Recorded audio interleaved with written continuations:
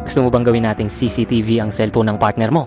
Para lagi mo siyang naririnig at lagi mo rin siyang nakikita pero hindi niya alam. At itong i-connect nga natin sa kanya ay hindi niya rin malalaman na minumonitor mo na pala siya. Ganito nga pala ang mangyayari.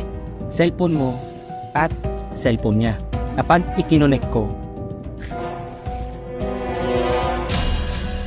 ayan na. Pag inikot ko tong cellphone,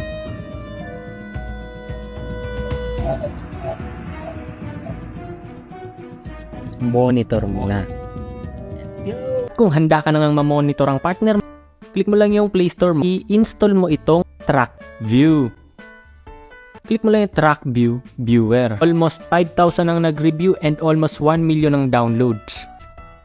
10 MB lang siya, mabilis i-download. Sign in mo lang yung Google mo. Take note guys, isa lang yung gagamitin natin na Google sa cellphone mo at sa cellphone ng partner mo. Click mo lang yung Continue to App. At pupunta na tayo sa cellphone ng partner mo. So ito na nga ang cellphone ng partner.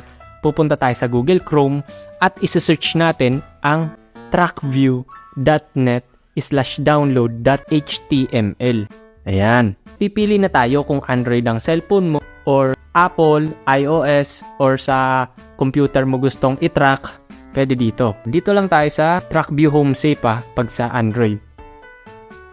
Yes, download nyo lang. Tapos, i-open nyo na ito sa cellphone to ng partner nyo. At, i-open nyo ulit. At, continue nyo. Allow only, allow.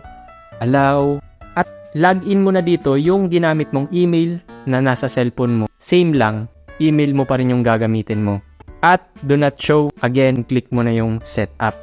At pakatapos nga nating ma-setup dun sa cellphone ng partner natin, yung home safe, ay ganito na ang mangyayari sa device natin. May makikita na tayo ditong camera logo na kung saan pwede na natin siyang makita. So pwede mong i-rotate ang camera in front. At hindi lang pala camera and audio ang pwede nating monitor sa kanya, pati na rin ang location.